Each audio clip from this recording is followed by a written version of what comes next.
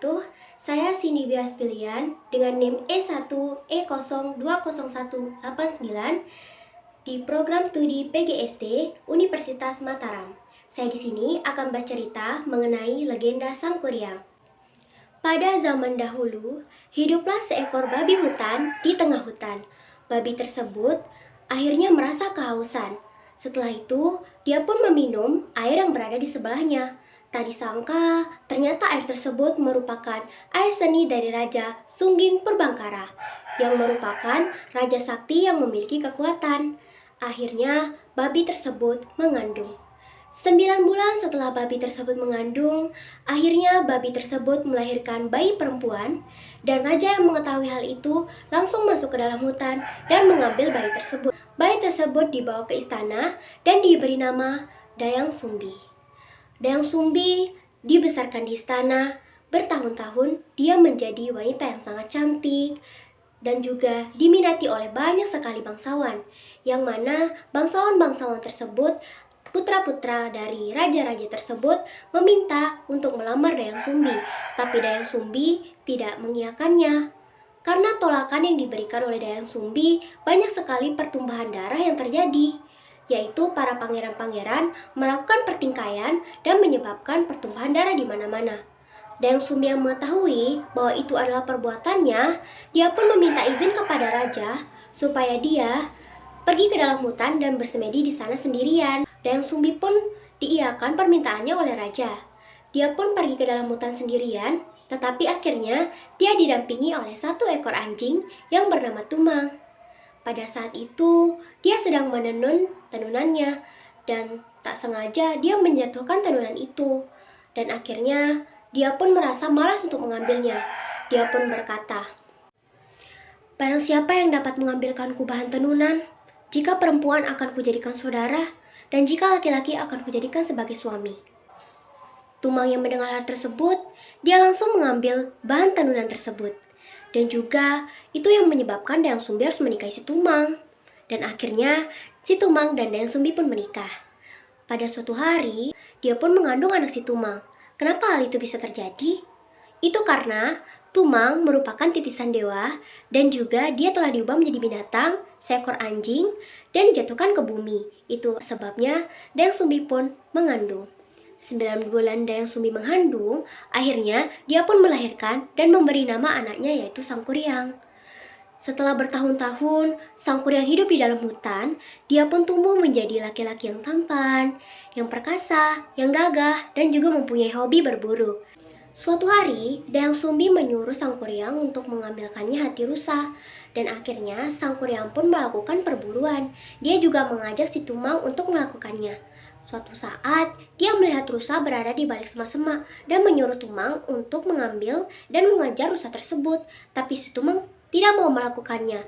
Itu yang membuat Sang Kuryang marah kepada Tumang. "Jika kau tidak mengejar rusa itu untukku, maka aku akan membunuhmu." Hingga akhirnya si Tumang pun tidak mau melakukannya. Sehingga itu yang membuat Sang Kuryang membunuh si Tumang. Sampai di rumah, Sang Kuryang pun memberikan hati Tumang kepada Dayang Sumbi. Dan Dayang Sumbi pun segera untuk memasak hati yang dikira itu adalah hati rusa. Dan pada saat itu, Dayang Sumbi pun memakan hati tersebut. Dan setelah dia melihat-lihat, dia tidak melihat Tumang dari tadi dan bertanya kepada Sang Kuryang, "Setelah aku lihat-lihat, aku tidak pernah melihat Tumang.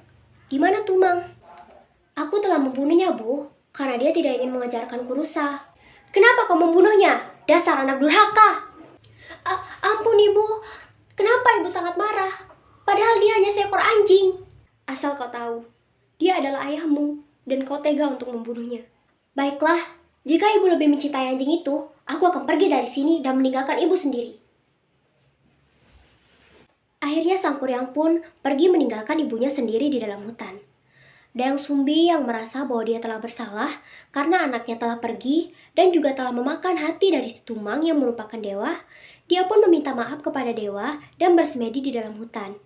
Pada saat itu, dewa pun mengiyakan permintaannya dan menganugerahinya kekuatan supaya dia abadi untuk selamanya. Jadi kecantikan Dayang Sumbi abadi untuk selama-lamanya. Pada suatu hari, ketika Sang Kuryang sudah dewasa, pada saat itu dia akhirnya menemukan seorang gadis yang sangat cantik di dalam hutan. Dan dia pun mendekati gadis tersebut dan mulai berkenalan. Sang Kuryang pun tidak mengetahui kalau gadis tersebut merupakan ibunya Dayang Sumbi, dan Dayang Sumbi pun tidak mengetahui kalau itu merupakan anaknya yaitu Sang Kuryang. Dan pada suatu hari, ketika Dayang Sumbi sedang mengikatkan ikat kepala kepada kepala Sang Kuryang, dia pun mengetahui kebenaran bahwa Sang Kuryang itu merupakan anaknya, karena luka yang dilihat persis seperti luka yang dia berikan kepada Sang Kuryang, anaknya dulu. Akhirnya Dayang Sumbi pun memberitahukan kepada Sang Kuryang bahwa dia adalah ibunya yaitu Dayang Sumbi, dan sedangkan dia adalah anaknya, sehingga mereka berdua tidak boleh menikah walaupun mereka mempunyai perasaan yang sama. Sang Kuryang yang mendengar hal tersebut, dia tidak mau. Dayang Sumbi pun memberikan syarat untuk menikahinya, yaitu dia harus membuat danau dan di tengahnya ada perahu besar dalam satu malam. Sang Kuryang pun mengiyakan permintaan Dayang Sumbi dan segera untuk menepati permintaannya. Sang Kuryang pun mengerjakan pekerjaannya dan dia dibantu oleh jin-jin yang telah ia berikan perintah. Dayang Sumbi yang mengetahui bahwa Sang Kuryang tidak bekerja sendiri dan malah dibantu oleh jin, maka dia pun sangat marah kepada Sang Kuryang dan merasa bahwa Sang Kuryang telah melakukan kecurangan. Lalu, Dayang Sumbi pun meminta doa kepada dewa supaya dia diberikan petunjuk untuk menggagalkan rencana Sang Kuryang.